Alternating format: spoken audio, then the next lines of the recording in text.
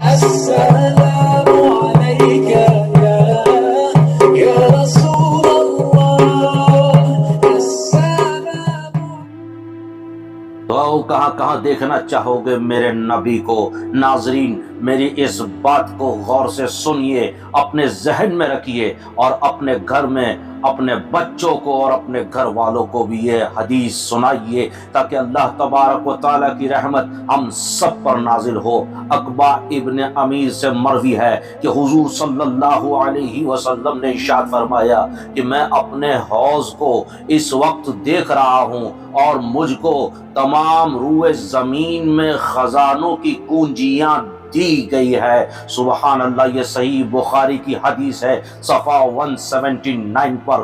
اس حدیث میں حضور نے حوض کوثر کو اپنا حوض فرمایا، آپ اس کے مالک ہیں، اور ساری روئے زمین کے خزانوں کی کنجیاں خدا تعالیٰ نے آپ کو عطا فرمائی ہے، یعنی آپ دونوں جہاں میں مالک و مختار ہے۔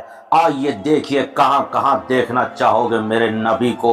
ناظرین، بخاری میں ہی ایک جگہ ہمیں یہ حدیث کا مفہوم ملتا ہے۔ حضور صلی اللہ علیہ وسلم نے ارشاد فرمایا، میں بانٹنے والا ہوں، خزانچی ہوں، اور اللہ تعالی عطا فرمانے والا ہے۔ حضرت علی رضی اللہ تعالیٰ عنہ سے مروی ہے کہ میں مکہ میں حضور صلی اللہ علیہ وسلم کے ہمراہ تھا، تو ہم اطراف شہر یعنی پاس ہی میں کوئی شہر کی طرف نکلے، تو میں نے دیکھا کہ جو درخت اور پہاڑ حضور کے سامنے آتا ہے وہ کہتا ہے السلام علیک یا رسول اللہ، اے اللہ کے رسول آپ پر سلام ہو صلی اللہ علیہ وسلم۔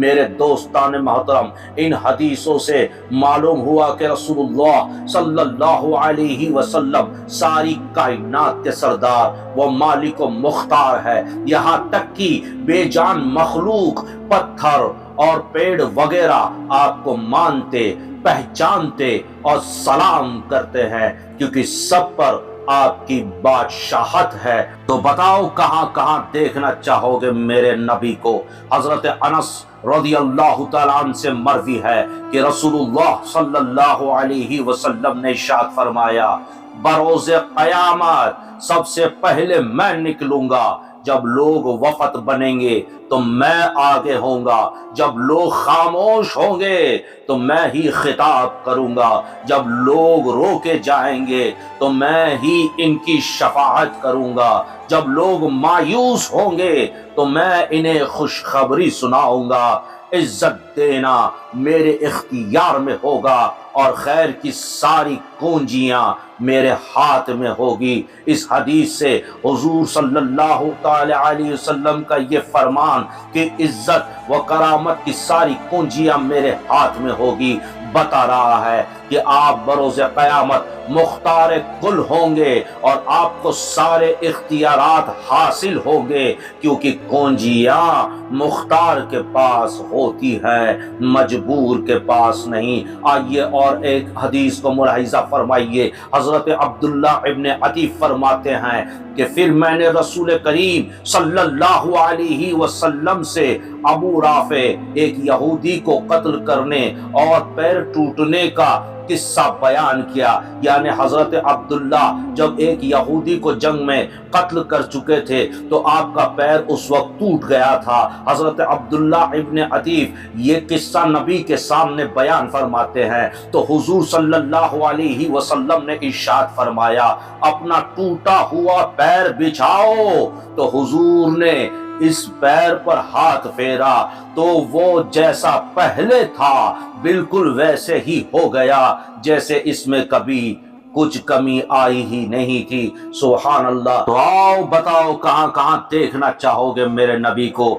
آئیے اور ایک حدیث کی طرف بڑھتے ہیں۔ حضرت جابر فرماتے ہیں کہ میرے والد فوت ہو گئے اور ان کے اوپر قرض تھا، تو میں نے نبی کریم صلی اللہ علیہ وسلم کی خدمت میں حاضر ہو کر عرض کی کہ میرے والد نے قرض چھوڑا ہے اور میرے پاس دینے کے لیے سوا کھجوروں کے درختوں کے کچھ نہیں ہے، اور ان کی پیداوار سے کے کئی سالوں میں بھی قرض پورا نہ ہوگا، آپ میرے ساتھ تشریف لے چلیں تاکہ قرضدار مجھے مارے نہیں، تاکہ قرضدار مجھے کوئی تکلیف نہ دے، سختی و بدگوئی سے پیش نہ آئے۔ پھر نبی کریم صلی اللہ علیہ وسلم حضرت جابر کے باغ میں تشریف لے گئے اور جاتے ہی کھجوروں کے ڈھیر کے ارد گرد پھر کر دعا کی اور دوسرے ڈھیر کے گرد پھرے۔ پھر آپ نے ہر ڈھیر کی طرف جو کھجوروں کے ڈھیر لگے ہوئے تھے، ہر ڈھیر کی طرف پہنچ کر پھر کر گھوم کر دعا کی اور ایک ڈھیری پر بیٹھ گئے اور فرمایا، اے جابر، قرض خواہ کو ناپ کر دیتے جاؤ یہاں تک کہ سب قرض خواہ کا سارا قرض ادا ہو گیا اور اتنی ہی کھجوریں بچ بھی گئیں۔ ناظرین، چلیے ایک اور حدیث مبارکہ آپ کو سناتا ہوا چلوں اور آپ کے ایمان کو تازہ کرتا ہوا چلوں۔ حضرت ابو ہریرہ رضی اللہ تعالی عنہ فرماتے ہیں کہ رسول کریم صلی اللہ علیہ وسلم نے ارشاد فرمایا کہ میں بروز قیامت سب انسانوں کا سردار ہوں گا اور سب سے اول میں قبر انور سے باہر تشریف لاؤں گا اور سب سے پہلے شفاعت فرمانے والا اور پہلا شفاعت قبول کیا ہوا میں ہی ہوں گا۔ نبی کریم صلی اللہ علیہ وسلم کی اس حدیث شریف میں امام ازل نووی فرماتے ہیں کہ حضور دنیا و آخرت دونوں جہاں میں سارے انسانوں کے سردار ہیں، لیکن حدیث میں صرف قیامت کا ذکر ہے، اس لیے کہ قیامت کے دن آپ کی سرداری و بادشاہت سب پر ظاہر فرما دی جائے گی اور کوئی انکاری نہ ہوگی۔